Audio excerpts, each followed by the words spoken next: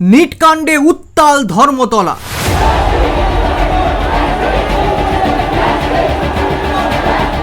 ছাত্র আন্দোলনে ধুন্ধুমার বিশৃঙ্খলা। পুলিশকে লক্ষ্য করে বোতল জুতো। পরিস্থিতি সামাল দিতে লাঠিচার্জ পুলিশের। পাল্টা আক্রমণে আন্দোলনকারীরা। অবরুদ্ধ শহরের প্রাণকেন্দ্র। রাস্তায় ছড়িয়ে ছিটিয়ে লাঠি জুতো। ভয়ঙ্কর চিত্রের সাক্ষী শহর কলকাতা।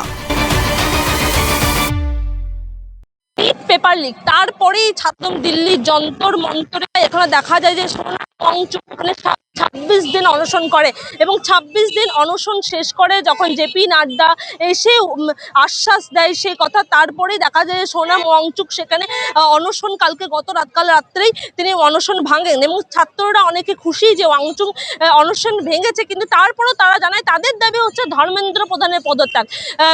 ধর্মেন্দ্র প্রধান যতদিনে পদত্যাগ করবে তাদের এই আন্দোলন সমানভাবে চলবে এবং সেই যন্তর মন্তরের ছায়ায় একদম কলকাতায় এসে পড়েছে। দেখা যাচ্ছে যে শিয়ালদা থেকে সেই মিছিল ধর্মতলায় আসে এবং সেখান থেকে পুলিশ পূর্ণ সহায়তা করে, যদিও পুলিশের কোনো পারমিশন ছিল না। তারপরে পুলিশের পূর্ণ সহায়তা করার পর যখন 5:30 পর্যন্ত পারমিশন দেওয়া হয়, কিন্তু সেই টাইম যখন বাড়তে থাকে তারা সেই এলাকা খালি করতে চায় না এবং সেখান থেকে 5:30 প্রায় 1 ঘন্টা ধর্মতলার রাস্তা সেখানে ব্লক করে রাখা হয় এবং তারপরে দেখা যায় যে পুলিশের সঙ্গে ছাত্রদের একটা বিশাল বচসা হয় এবং যখনই পুলিশ এগিয়ে যায় তারা জাতীয় সঙ্গীত গাইতে শুরু করে এবং তারপরে দেখা যায় কিছুক্ষণ পরেই পুলিশের লাঠিচার্জ করা হয়, অনেককে লাঠি উঁচিয়ে তাড়া করে পুলিশে এবং তারপর থেকে দেখা যায় পাল্টা পুলিশের উপর জুতো লাঠি ছোড়ে ছাত্ররা। এরকমভাবে কিছুক্ষণ সময় অতিক্রান্ত হতে থাকে এবং তারপরেই দেখা যায় তাদেরকে রানী রাসমণিতে শিফট করে দেওয়া হয়, তাদেরকে এখান থেকে এই জায়গা খালি করতে বলা হয়। সেখান থেকে তাদের মিছিল রানী রাসমণির দিকে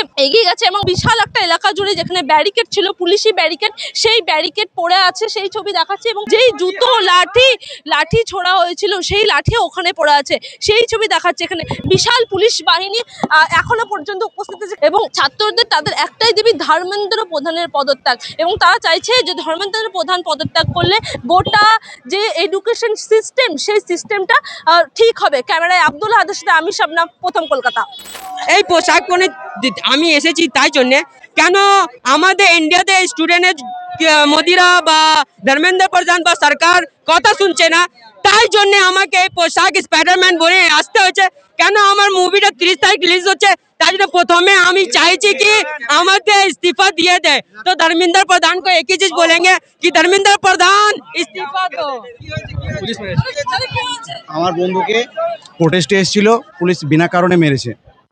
পুলিশে মেরেছে, পুলিশে ওখানে পুলিশরা মেরেছে। আমাদের দাবি একটাই যে আমরা ধর্মেন্দ্র প্রধানের ইস্তফার জন্য আমরা এখানে এসেছিলাম, কিন্তু আমার বন্ধুকে মেরে রক্তাক্ত করে দিয়ে মাথা ফাটিয়ে দিয়েছে।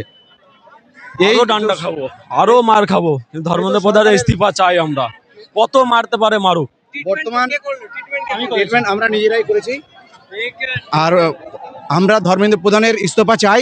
এটা শুধু আমাদের শুরু হয়েছে, আমার বন্ধুকে দিয়ে শুরু হয়েছে। দরকার হলে আমার মারবে, আমার আর ভাইদের মারবে, আমার আর বন্ধুদের মারবে, কিন্তু আমরা যতক্ষণ পর্যন্ত না ধর্মেন্দ্র প্রধান ইস্তফা দিবে ততক্ষণ পর্যন্ত আমরা হোটে সরবো না, আমরা এই কলকাতার রাজপথ ছাড়বো না। হ্যাঁ, কলকাতাও লাঠিচার্জ হলো, আপনারা তো দেখতে পাচ্ছেন কিভাবে লাঠিচার্জ হয়েছে, বিল্ডিং হচ্ছে। হ্যাঁ, ওইদিকে আরো অনেক ছেলে মেয়ের অনেক জনকে তো আন্ধাধুন ফায়ার করছে, মানে লাঠির সে কাঠের যে লাঠিটা হয় ওই লাঠির বাইরে ডিরেক্ট মাথায় মেরেছে। আমি ওখান থেকে ফাটা অবস্থায় রক্ত, আমি ওখানে ওই সাইডে ছিলাম, আরো সব চিল্লাচিল্লি করেছে, আমি ছিলাম শুধু রয়েছিলাম ওখানে। আর পুলিশ দৌড়ে আসছে, অনেক দূর থেকে দৌড়ে এসে আদাম মাথায় মেরেছে এমন করে। আর বাকি আমি তো সেরকম কাউকে দেখিনি, কারণ আমার কটা মেয়ের রক্তাক্ত হয়েছে ওখানে। মেয়ে যারা বোরকা পড়েছিল সেই সব মেয়েদের মানে ছুটতে গিয়ে পুলিশে মেরেছে।